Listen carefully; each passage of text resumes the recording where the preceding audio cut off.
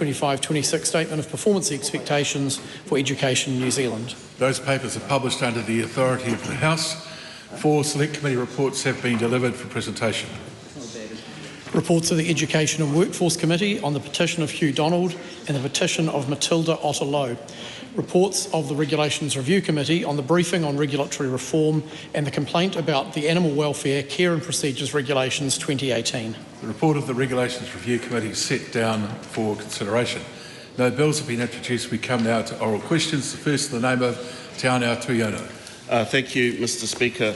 My question is to the Minister of Internal Affairs and reads, how many breakdowns have there been of fire appliances nationwide since January 2025, and how many of them have caused delays in getting to a fire? The Honourable David Seymour.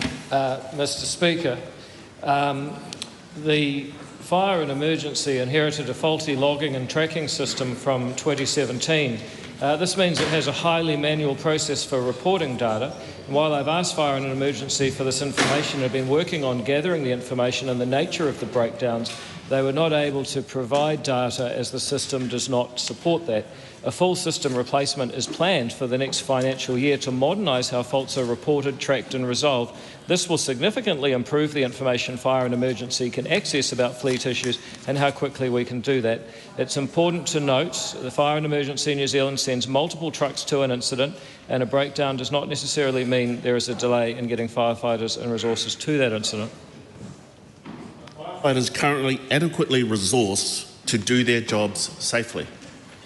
Mr Speaker, yes, I know that there is a lot of publicity. The Professional Firefighters Union have been publicising a lot of faults that have occurred. However, I think it's important to put it in context.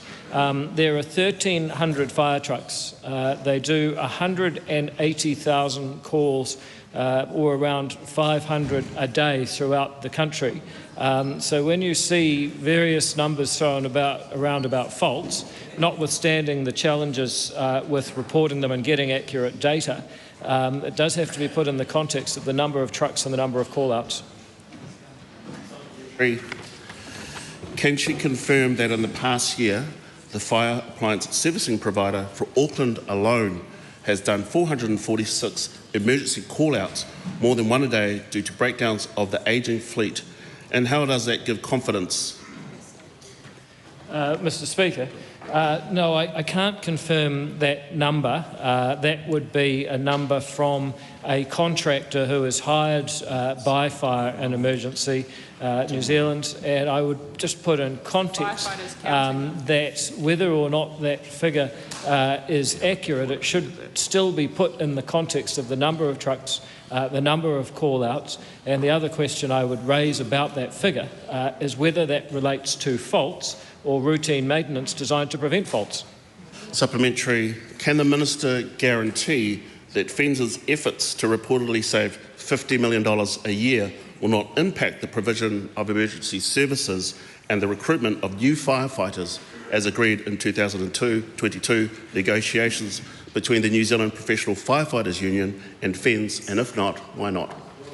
Mr Speaker, what I can guarantee is that we're going to have a very efficient fire service on behalf of the Minister, who has made clear to the fire service that they are using money that comes from New Zealanders' insurance levies. If that amount of money is to increase, then we need to get value, and it's long been believed that there are savings to be made in the management and administration of firefighting. And perhaps the member might imagine that the improvement in reporting of faults is an example of how critical investments that have not been made, that weren't made from 2017 to 2023, 6 years after the merger with the volunteer firefighters was done, will now be done to make the fire service more efficient. What evidence does the Minister have to show firefighters have safe working conditions? Mr Speaker, the firefighters certainly do have safe working conditions, even though danger is inherent in what they've done, what they do. And I've said at various times that the firefighters are just about the only people I can think of whose whole job is to go into unsafe environments. And every other workplace in New Zealand almost, the purpose of the job is to remove safety hazards and ensure that the workplace is safe. However, firefighters go into dangerous places. Their job is inherently dangerous, and that's why it's important to equip them well. Supplementary. Why is the focus on FENZ on saving money rather than making investments into the key functions of the organisation, which requires new appliances, better resourcing and more recruitment to continue to enable our firefighters to keep our communities safe, especially in the face of more frequent and severe climate-charged weather events? Mr Speaker, I can't help but notice that a piece of paper with the questions is continually being passed to the member by Chloe Swarbrick to his left. And I was thinking, why didn't she answer the question herself? And then I thought about question time yesterday, and I think I know why. Order. Point of order, Mr Speaker. The Minister doesn't have ministerial responsibility for the Green Party and the way we conduct our own. On that particular point, if there is a question that can be answered in the public good, make sure you do so briefly. Yes, the member asks off the page, why are we focusing on cost savings instead of investment? The answer to that is very simple. The answer is that we are investing $20 to $25 million a year in new fire trucks. We are getting more resources to the front line and less in the back office right across this government, and so it's actually possible to do both, to save money and to invest in things that fix what matters. Good, that's really interesting. Take a call if you want to make a comment. Question 2, Catherine Wedd. Thank you, Mr Speaker. My question is to the Minister for Economic Growth. What action is the government taking to increase supermarket competition as well as drive economic growth? The Honourable Nicola Willis. Mr Speaker, I have heard loud and clear from potential competitors in the grocery market that consenting, zoning, complexity and lengthy approval processes are getting in the way of them taking on the major incumbents. So we are removing barriers and building the foundations for more competition in our grocery market. Today, the Fast Track Approvals Amendment Bill will be read in this House for the first time. The bill helps create a consenting express lane for new supermarkets that would improve competition. That is great news for Kiwi shoppers. Supplementary. How does the Fast Track Approvals Amendment Bill address supermarket competition?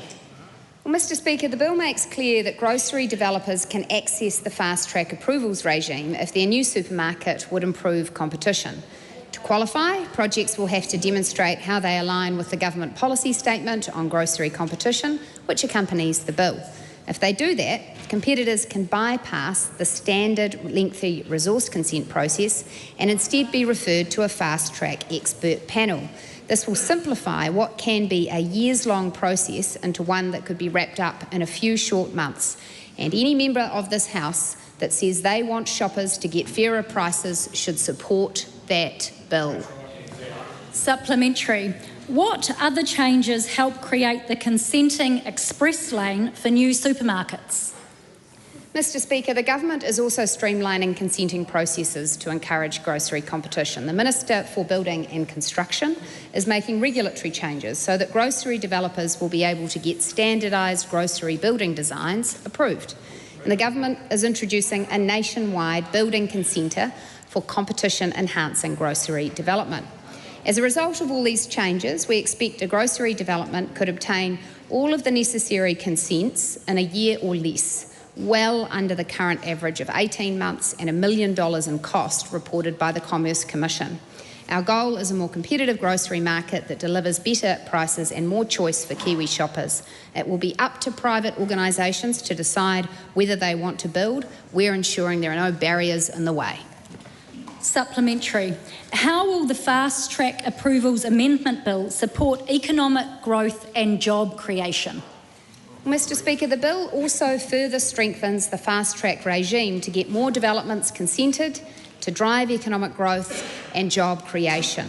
The Auckland Port expansion, which has already been consented under Fast Track, is expected to deliver between $2.5 and $6.5 billion to the New Zealand economy, as well as supporting 140,000 jobs over the next 30 years. The Milldale housing development will deliver 1,100 new homes in Auckland, contributing nearly $500 million to the economy and supporting 3,550 new jobs. Maitahi Village will deliver hundreds of new homes in Nelson, supporting 2,700 jobs. Sorry, that was not what that was intended to mean. But members opposite voted against Fast Track and against the creation of those jobs. If they want more New Zealanders in work, they should vote for Fast Track. Carmel Cipollone, question 3. Mr. Speaker, to the Associate Minister of Education, was it his intention in reinstating the charter school model that a community group could mount a takeover bid of a state school without the support of that school? If so, has such a takeover bid been made regarding Kelston Boys High School? Mr. Speaker. The Honourable David Seymour. Mr. Speaker, I reject the terminology a takeover bid. An application has been made to the Authorisation Board from a community member with support of a sponsor to convert Kelston Boys High School to charter school status. This is permitted under the Education and Trading Act, which sets out that any entity may apply to convert a state or state integrated school to a charter school, so long as the applicant is the school's board or one or more members of the school community. In both cases, the support of the proposed sponsor is also required. The Authorisation Board must take into account the level of support from the school community, staff and students for the proposed sponsor, and the level of support for the school community, school staff and students for the proposed conversion of the school to a charter school. It does this through a consultation process, and at this point, while an application has been received, there has been no consideration of community support by the Authorisation Board yet, and I certainly look forward to seeing how they consider that. But I reiterate, this is occurring within a school community. It is not a takeover. Okay, that was a very long answer, so ministers would be advised to shorten up answers to match the pithiness of the questions. Carmel Cipollone. Supplementary question. Is he aware of the stress, anxiety and concern this bid has already caused in the community and school, even without an application being approved? Mr. Speaker, it comes down in some ways to the role of a local MP at times like this. You can either choose to explain the process and help people understand what is happening, or you can whip up stress and anxiety. And I would ask the... A point of order, the Honourable Carmel Cipollone. My question is in relation to his ministerial portfolios. I didn't ask him to explain what a local MP's responsibilities are, because I know those. That's quite right. That is quite right, and the Minister will confine himself to the responsibilities directly relating to the portfolio. Mr. Speaker, it is material to the situation that the way that leaders in the community interpret it will have an impact on the people surrounding them. Supplementary. Should an organisation such as the Bangers Education and Wellbeing Trust, a group that is not qualified to teach children, be able to make a takeover bid of a prominent state school? Mr. Speaker, first of all, it's not a takeover bid, as I've reiterated. Second of all, the decision over whether they should become a sponsor of a converted state school is one that rests with the Authorisation Board, led by a very prominent and successful former school principal, a number of educators and people with experience in a range of communities and in business. This is a group of people who will be assessing very carefully any application for a charter school, of which there's been over 100 of various kinds already, and they will be taking into account community support. If an application to convert does not have community support, then I think they'd be very unlikely to approve it. Supplementary. Does he believe that a group such as the Bangers Education and Wellbeing Trust is an appropriate group to be trusted with the care and well-being of young people in our schools? Mr. Speaker, at the risk of repetition, I've addressed that question by saying it is a quick decision that is put with the Authorisation Board. That board has a range of very experienced educators on it who will make a judgment such as that. What options would parents have to send their children to state schools? If the bid were successful, given Kelston Boys High School is zoned and all nearby schools, including Avondale High School, are oversubscribed? Well, Mr. Speaker, they would retain the right to go to that school, because if the community has decided that they don't like the way the school has been run now... Just a moment. If you want the answer, listen. If the community has supported the conversion, and strong community support is a condition that the Authorisation Board would look at under the law, then you would expect the community would be happy. They would see the school as being approved by its conversion to charter status. And here's the difference. On the one hand, it's state provision and unionism, no matter how many kids fail. On this side, we believe in the right of children to an education that extends them to the fullest of their powers, no matter what the provision model. Supplementary. Why has he set up a model where anyone can attempt to take over a state school, forcing that school to defend their preferred status as a state school, diverting attention away from teaching and learning? Well, first of all, I actually have not done that. You have to be part of the school community or the school board, so it's not anyone. All one needs to do to understand that is read the Education Act. That member was in the House when the Education Act was amended to add these conditions, so she should know that. Second of all, there will be some state schools which frankly would be better off if they did convert, and this is my point. Defending failing schools on ideological grounds at all costs has damaged generations of children. No, that's enough.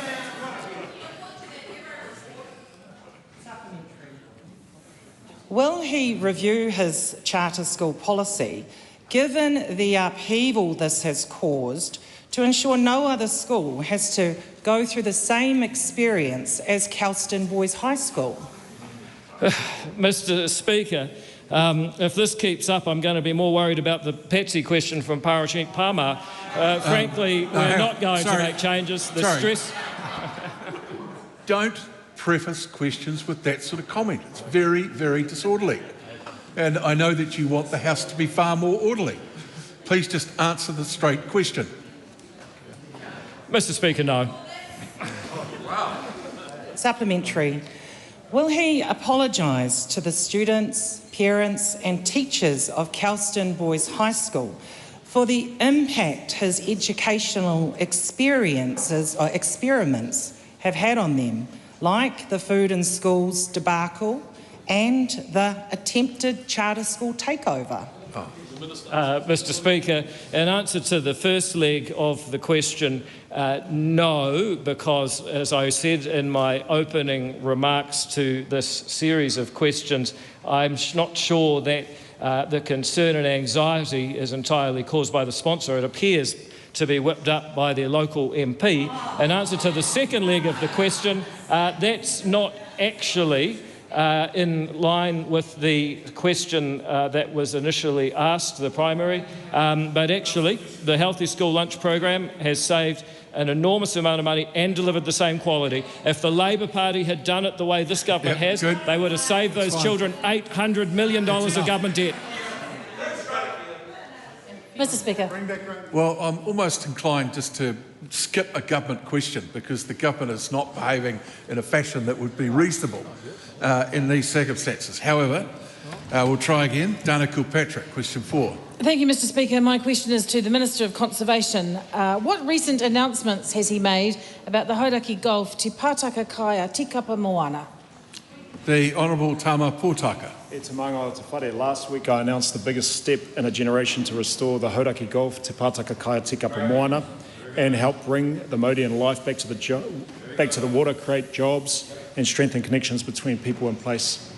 The government is investing $6 million in tourism-focused infrastructure in the Gulf, as well as committing $10.5 million to operationalise the legislation.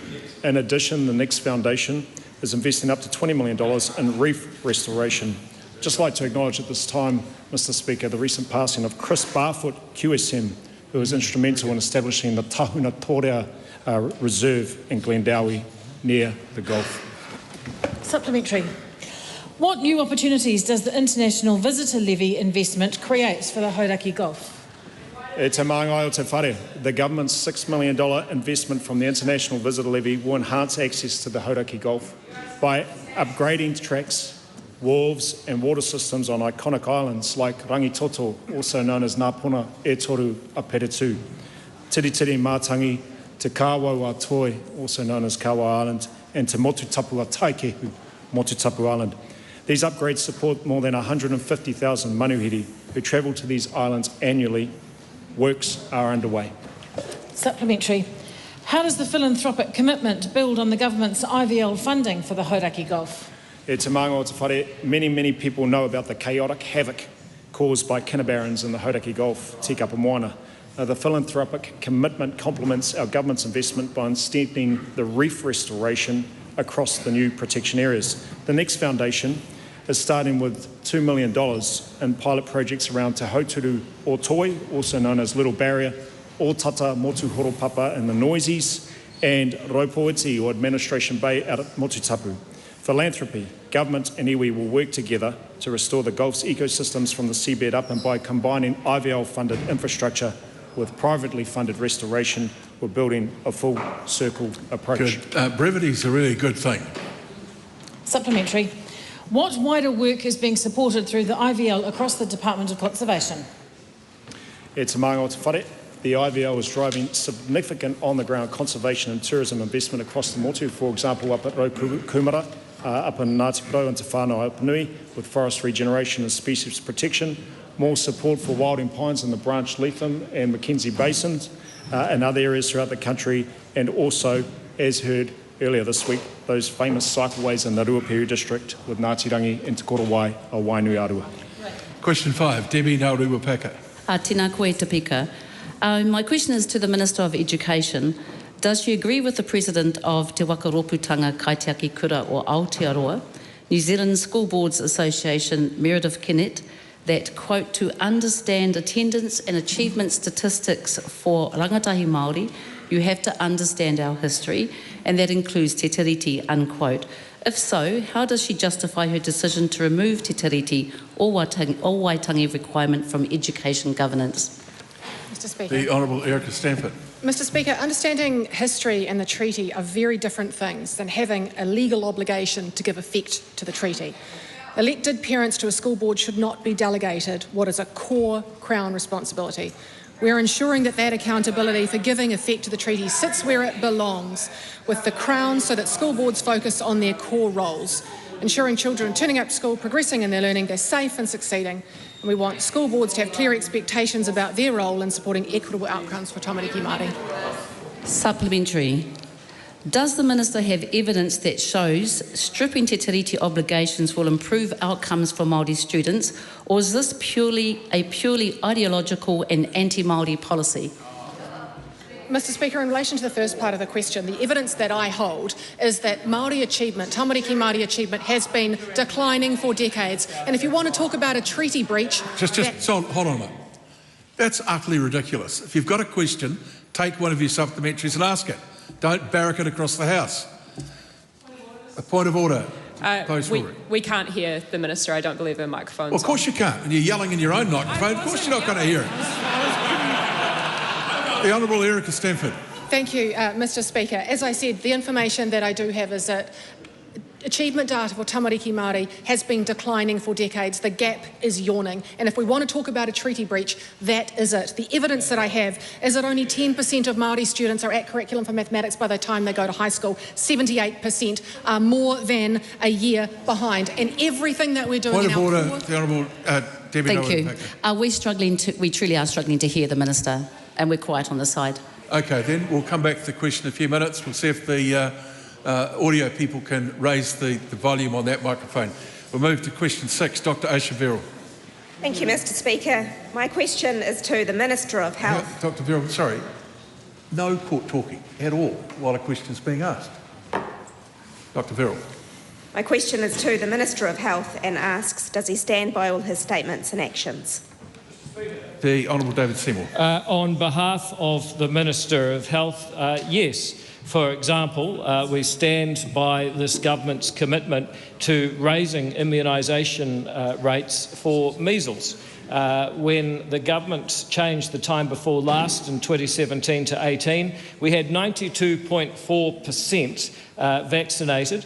However, by 2023, something had happened for 6 years and it was only 77.1%. Since then, we have raised vaccination rates to 82%, and while typically there will be 3,000 immunisations per week, lately we've been seeing over 2,500 immunisations each day, and I think everybody should reflect carefully on the moral imperative not to take your eye off the ball on immunisation, as happens in those years. It leaves all of us more vulnerable. Supplementary. Is it still his position that he won't make cervical screening free for all who need it? Mr Speaker, the current government policy is not being changed or discussed at this point, but it could be. The only thing I will say to the member is that there is a choice between screening programs and treatments, and also screening other illnesses. If we were to put more money into screening, that would take money away from things that we can do, including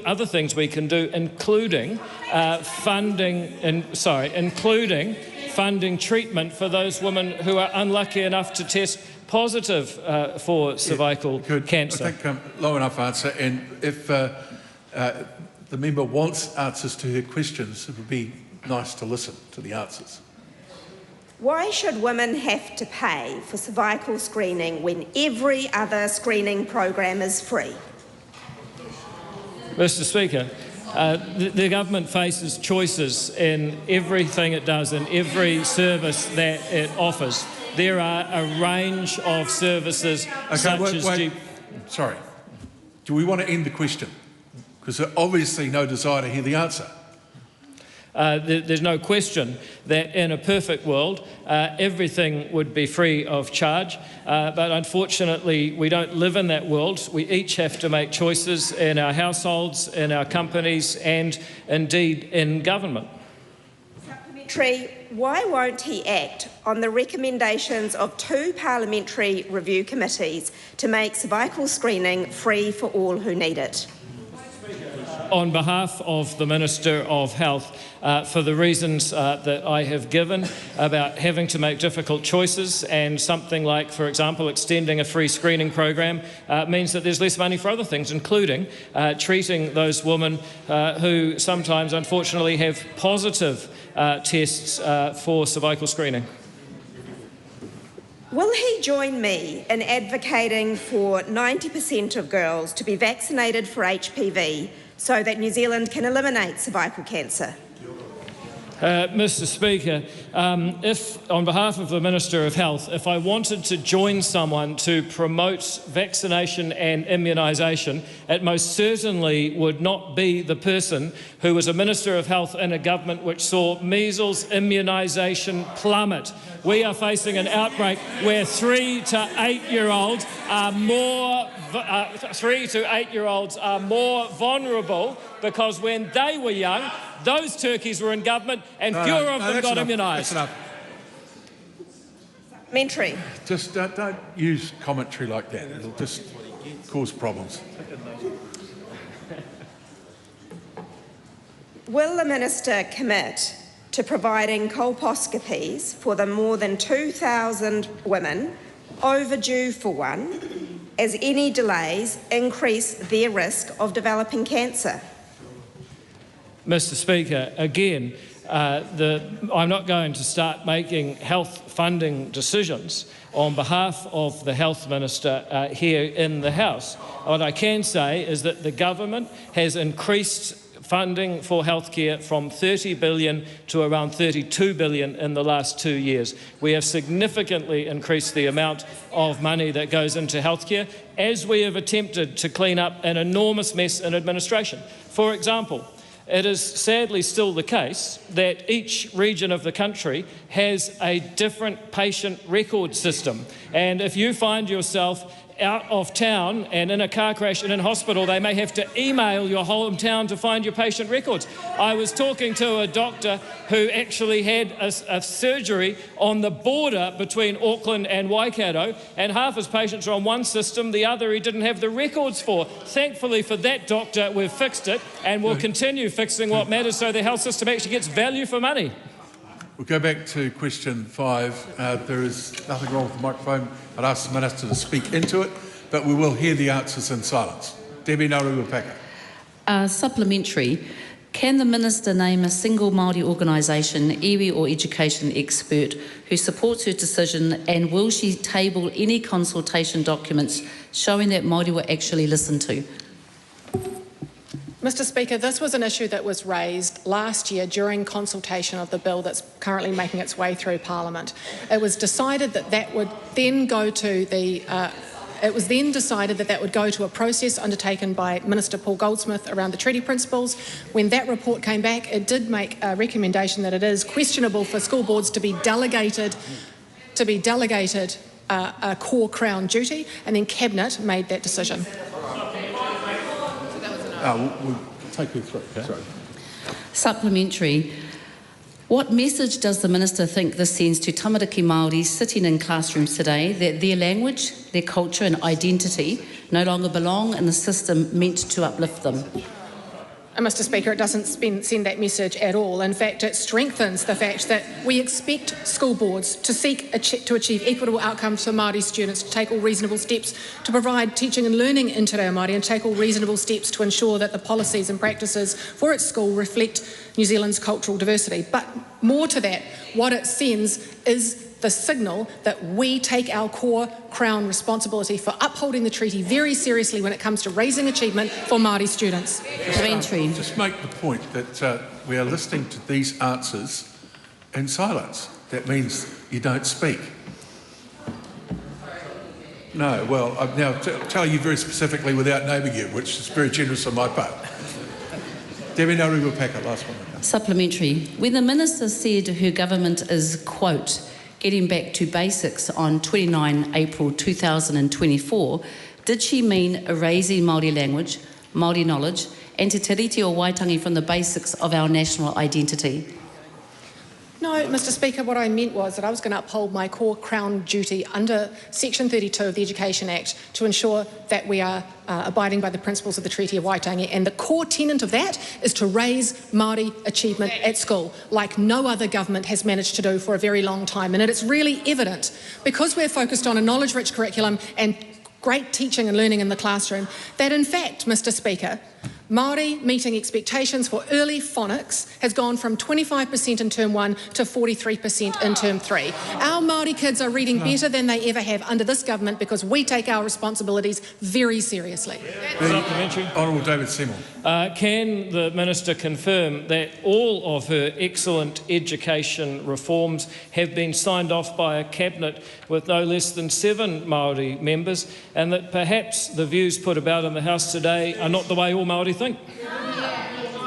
Well, Mr. Speaker, we do have an exceptionally diverse caucus, including a number of Māori ministers who did sign off this decision, and all back me in my education reforms to make sure that all students, but especially tamariki Māori, who have been falling behind in their academic achievement, are all reaching their full potential, and we are the first government in a very long time to see any of those results turn around.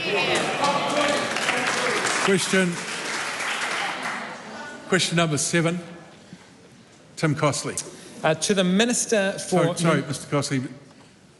When questions are being asked, no one else is talking on either side of the House. To the Minister for Mental Health, what recent announcements has he made about delivering a better mental health crisis response?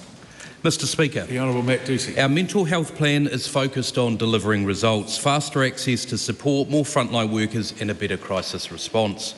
Yesterday the focus was on creating a better crisis response. I announced a $61.6 million funding boost that will provide additional frontline workers for crisis assessment teams, new peer-led acute alternative services, additional peer support workers in hospital emergency departments and more crisis recovery cafes. When someone takes a brave step of reaching out, I want that support to be there. What new peer-led crisis services will be delivered? Mr Speaker, our mental health plan is working. We see reducing wait times and increased workforce. Since coming into government, the peer support lived experience workforce has grown by almost 100%. 3 more emergency departments will receive peer support workers on top of the 8 EDs already launched. 2 new peer-led crisis recovery cafes will be rolled out, bringing the total to 8 new cafes across the country. We're also establishing 2 new 10-bed peer-led acute alternative services to reduce inpatient ward admissions.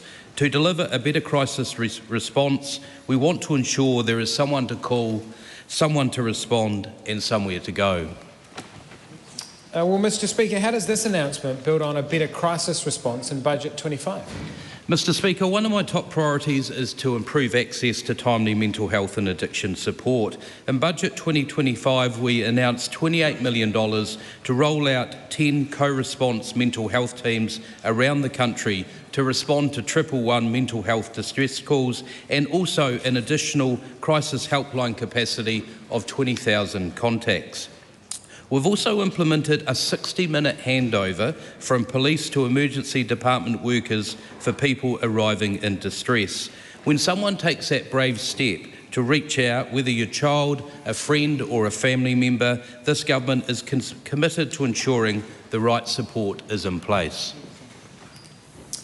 Well, Mr Speaker, how will this announcement deliver more frontline workers?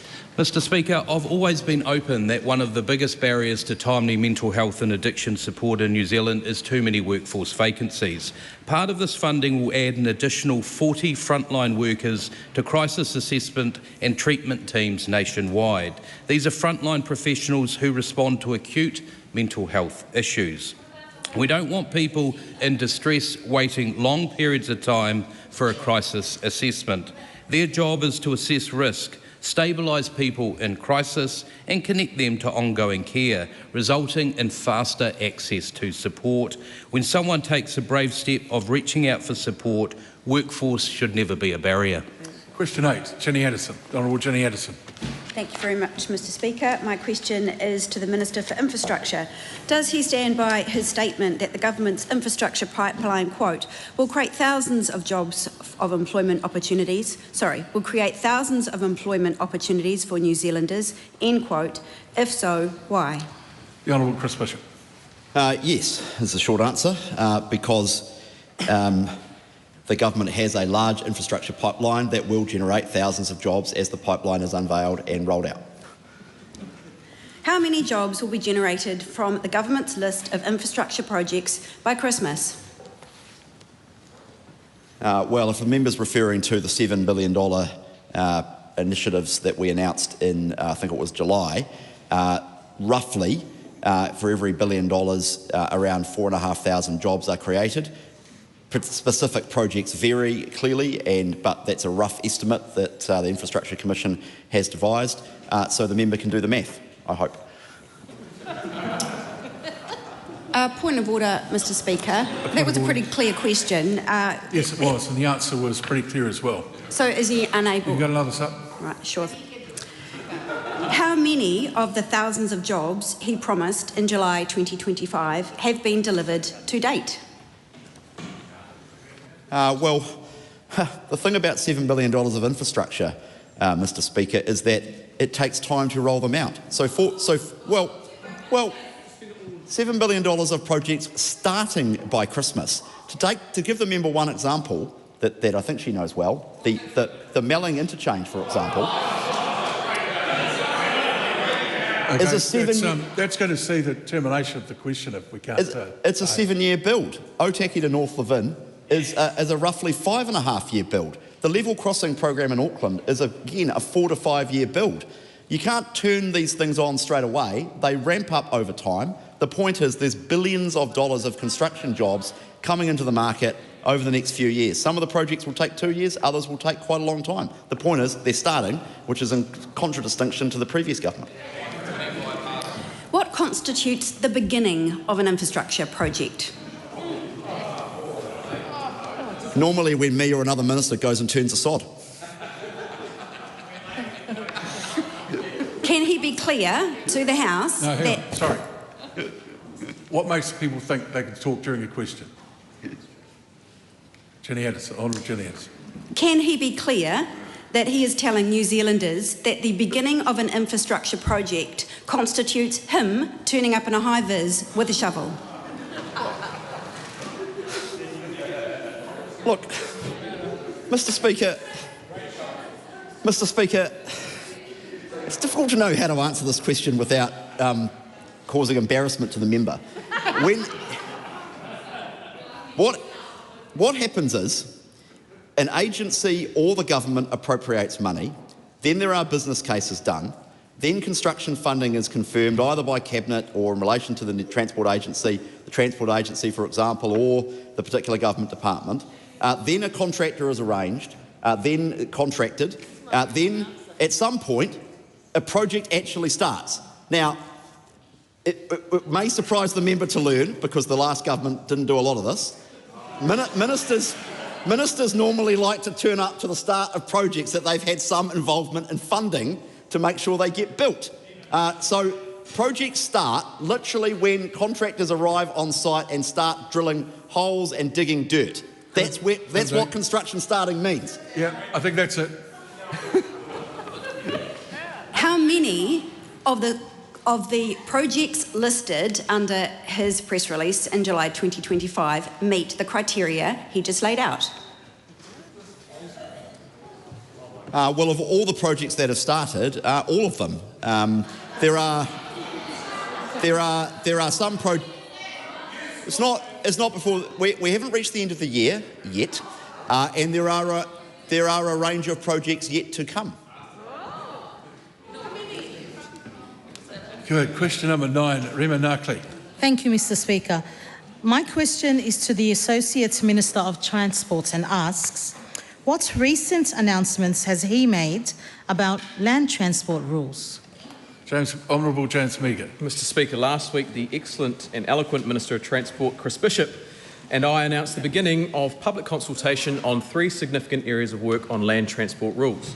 The consultation will focus on the frequency and inspection requirements for warrants of fitness and certificates of fitness A, heavy vehicle permitting, and the consideration of potential additional safety requirements for vehicles entering the fleet. Supplementary. Why is the government consulting on changes for warrants of fitness and certificates of fitness? Oh, Mr. Speaker, New Zealand currently has one of the most frequent regimes globally, and we want to make sure that we are not placing unnecessary costs or time pressures on Kiwis while still keeping everyone safe on the road. The government is looking at how other jurisdictions handle this. For example, Europe checks light vehicles every 2 years, and most states in Australia and provinces in Canada actually only require a warrant of fitness when a vehicle changes ownership or when a defect is identified. Supplementary. What will these changes mean for vehicle owners? Mr. Speaker, these changes will save Kiwis from having to renew their WAF every year. They reflect the fact that many of our vehicles that are actually aged 4 to 10 years don't require annual warrants of fitnesses. Just like the changes made by Minister Bishop to the warrant of fitness frequency changes to vintage vehicles, we are taking a modern approach which will see Kiwis save more time and money each year. Supplementary. How can people have their say on these changes? Mr. Speaker, Kiwis can have their say by submitting their thoughts to NZTA, Consultation opened last Wednesday and closes on the 17th of December. Following feedback from the public, a new rule could be potentially in place by the middle of next year. Question number 10, the Honourable Julianne Genter. Tēnā koe, Mr. Speaker. My question is to the Minister of Transport and asks, what is the total amount that the Crown has paid for Transmission Gully to date, including settlements, and what is the annual amount of the quarterly payments to the Wellington Gateway Partnership? Mr. Speaker, Chris Bishop. the cost of Transmission Gully to the Crown was $1.25 billion, and the average annual unitary charge paid to Wellington Gateway Partnership is $113 million. NZTA reached a confidential commercial settlement with Wellington Gateway Partnership and its subcontractors in December 2024. The agreement resolved all disputes and ended ongoing High Court litigation. NZTA now has direct responsibility for completing the remaining works and a greater role in maintenance and operations. The financial details of the settlement are commercially sensitive and subject to non-disclosure agreements. I will say, though, that the settlement does not increase the cost for taxpayers.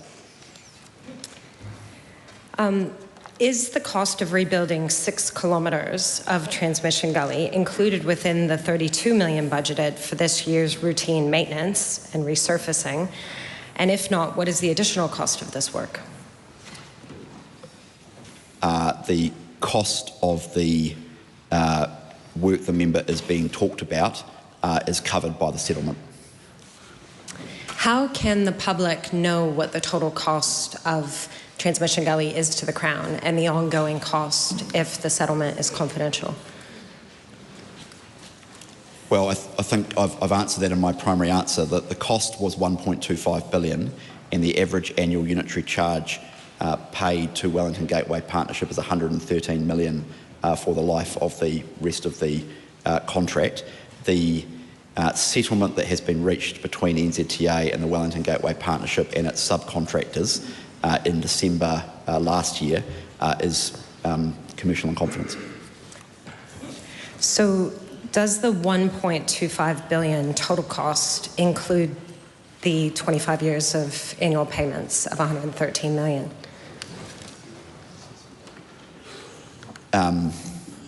No. So $113 million every year for 25 years, in addition to the $1.25 billion, is what the taxpayers will be paying for Transmission Gully. And does that include ongoing operations and maintenance costs that NZTA is now responsible for? The unitary payment for the life of the contract is lower now as a result of the commercial settlement because NZTA is now bearing the responsibility for operations and maintenance. The original inception of the PPP was for the partnership to be responsible for that. Because of the commercial settlement, NZTA is now responsible, and that is borne out in the unitary payment amount going forward. How can New Zealanders have confidence in the use of PPPs for multi-billion-dollar highways like the one in the north of the Auckland region, from Warkworth to Te Hana, when it was a national government that signed the contract for Transmission Gully, which is clearly going to cost far more to the taxpayer than was originally envisaged? The member, I think, confuses a few things. There have been 2 independent reviews into Transmission Gully, including by the New Zealand Infrastructure Commission, and they concluded that the PPP model is not the root cause of Transmission Gully's delays and cost overruns. Interestingly, one of the issues that actually caused many of the delays around Transmission Gully was consenting. Getting the resource consents for quite a complex piece of work, and anyone who's driven through it will know, difficult terrain was time-consuming and extremely expensive, and then COVID happened in the middle of it, which also put pressure on it. The PPP model was not the cause of much of what the member is complaining about, and in fact, successive reviews have said that. Question number 11, Dr. Panjit Palmer. Thank you, Mr. Speaker. My question is to the Acting Prime Minister. Does he stand by all of the government's statements and actions? Mr. The Speaker. Honourable David Seymour. Yes, on behalf of the Prime Minister, I stand by this government's commitment to cutting red tape and making it easier for New Zealanders to work and provide for themselves and their families. For example, the government is repealing and replacing the Holidays Act 2003, a law so complicated even government departments have struggled to follow it with all their resources and proximity to the government. Employers will instead have certainty with straightforward rules, and workers and businesses alike will benefit from leave payments being simple and predictable.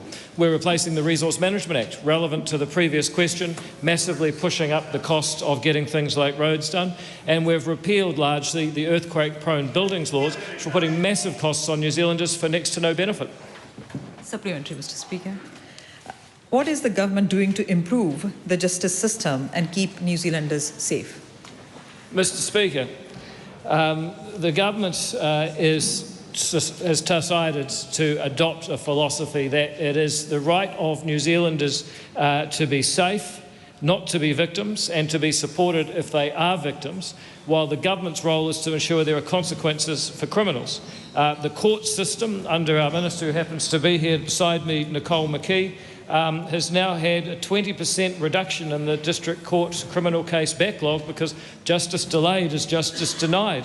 In addition to that, we've seen the total prison population at 10,800, up 1,700 since the government took office. Previously there was a policy to let them out and see what happened. Now we are locking people up if they harm their fellow New Zealanders.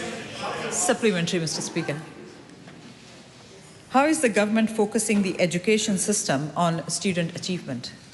Mr. Speaker, we've traversed this already in question time, but the changes that we've heard about already, having a curriculum that is rich in content, taught by a knowledgeable teacher standing at the front of one classroom, not three joined together, and tested by exams where you actually can't dodge the hard bits. That is how you transfer knowledge from one generation to the next, not to mention continually rising school attendance rates, because it's hard to learn when you're at school, but it is impossible if you don't go.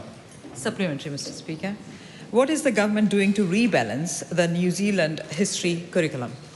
Well, Mr. Speaker, under the previous government, we saw a history curriculum, I would say, imposed on the New Zealand student body that said things like Māori history is the foundational and continuous history of Aotearoa New Zealand. The Honourable Karen McAnulty. Mr. Speaker, we've traversed this matter a number of times. But in this particular instance, this is coming from a minister who you have warned a number of times today alone. Yeah, look, just to make your point, don't start giving me a lecture on how to operate. The minister is quite clearly... Are the people speaking while his point of order's on? ...using a question from his own side to literally express his opinions. And he shouldn't be allowed to. I was about to curtail that. So is there another supplementary? Good. We'll go to question 12, Tangi Utakiri. Kia ora, Mr. Speaker. My question is to the Minister of Transport. Does he stand by the government's Roads of National Significance program? If so, how much of that program has been fully funded to date? The Honourable Chris Bishop. Mr. Speaker, yes, the government's committed to building a long-term pipeline of transport infrastructure investments to address our deficit and build jobs and growth. Our Roads of National Significance program is a key part of this pipeline.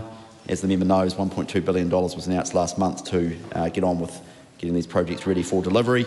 In response to the second part of the member's question, the following projects are fully funded and currently in delivery: Otaki to north of Avin, State Highway 29, Tariko West Stage 1, Omanawa Bridge replacement, Hawke's Bay Expressway Stage 1, the Takitimu North Link Stage 1. They are fully funded and currently being delivered. Supplementary, of the $1.2 billion that he's just referred to, how much of that is actually going towards construction rather than just planning, consenting and property purchases, especially when the full program is projected to cost up to $54 billion? Well, I don't have the exact breakdown in front of me, but there will be some early works included within that. But we can get back to the member on that. But the bulk of the money is for consenting and designations. I know that the member may not like to hear this, but actually you can't just turn up tomorrow and build a road. These are complex operations. You need land, you need consents, you need designations, you need route protection, you need seismic work, you need geological testing. All of that work has to happen. I know the other guys don't like hearing it because they didn't build anything, but that's actually what building a road involves. Supplementary. Why is he announcing multi-billion-dollar projects without any funding for construction, which will only mislead communities into expecting local jobs that will never eventuate? I'm not. I'm announcing funding to get the work ready for projects that will be come up for funding in due course. What the sector has said to us, Mr. Speaker, and what the public has said to us repeatedly, and I'm sure they've said it to that member as well, the public wants a long-term infrastructure pipeline of transport projects. They want a 10, 20 and 30-year vision. And that is exactly what we are creating. You cannot create an infrastructure pipeline without the necessary work to build it. If these projects are not fully financed, isn't the promise of thousands of regional infrastructure jobs effectively just a mirage? Well, some of the projects that the member talks about are in delivery right now and creating thousands of regional infrastructure jobs. So, for example, Otaki to North Levin, the Hawke's Bay Expressway, for which the sod turning is very soon. Stop. That's got to stop. It's just constant all the time, and it adds nothing.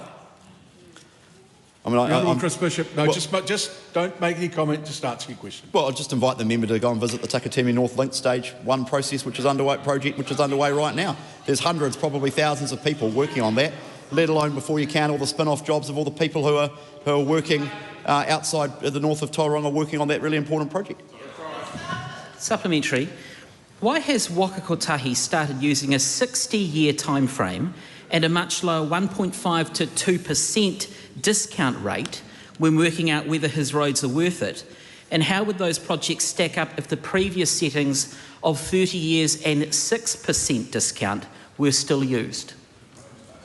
NZTA is following Treasury guidance in relation to that. That decision was made by Treasury, so NZTA is following the rules set down by Treasury in the appropriate way. As I understand it, I'm not an expert on these matters, but as I understand it, it goes to the fact that roads have a social good component as well, other than just economic, to the extent that you can bifurcate between economic and social. That's as I understand it. But the other thing I would say is that BCRs, or benefit cost ratios, as I think the member knows, are not the be-all and end-all of everything. Take one notable example that I've talked about before. The Northern Busway across the Harbour Bridge in Auckland back in 2007 had a BCR of just over 1. That has been the single most successful transport project in New Zealand history in terms of deferred maintenance on the Harbour Bridge and extending the life of the asset. If you actually analysed it properly, it would have a benefit cost ratio of, I would argue, probably well over 10. But when it was actually analysed, it had one of 1.1. Sometimes dynamic effects of building projects create jobs and growth in ways that you don't expect and can't be captured by strict economic models, which is why the government's view is BCRs are useful, but they are not a strict Bible to follow. Does he seriously expect road users, like Northlanders, to pay $60 to $80 in tolls every time they drive between Whangarei and Auckland to cover his funding shortfall, when that project alone is projected to cost up to $22 billion and carry 10,000 vehicles a day? No, and that's not the proposition. We've always said that tolling makes a contribution towards funding of roads and allows them to be brought forward and also to cover the ongoing operations and maintenance in relation to roads. But the idea that any road would be fully covered or funded by the tolling revenue that would come from that is not accurate, and it would be unlikely to ever happen. That concludes oral questions. If there are people who need to leave the House for other business, please take 30 seconds to do so before I call the Mike Davidson for his maiden statement. So that means leave the House without discussion on the way.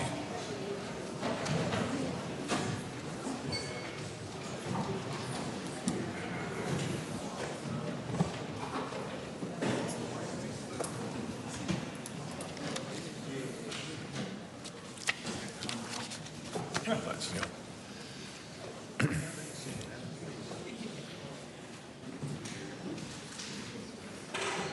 all leaving? In accordance with a decision by the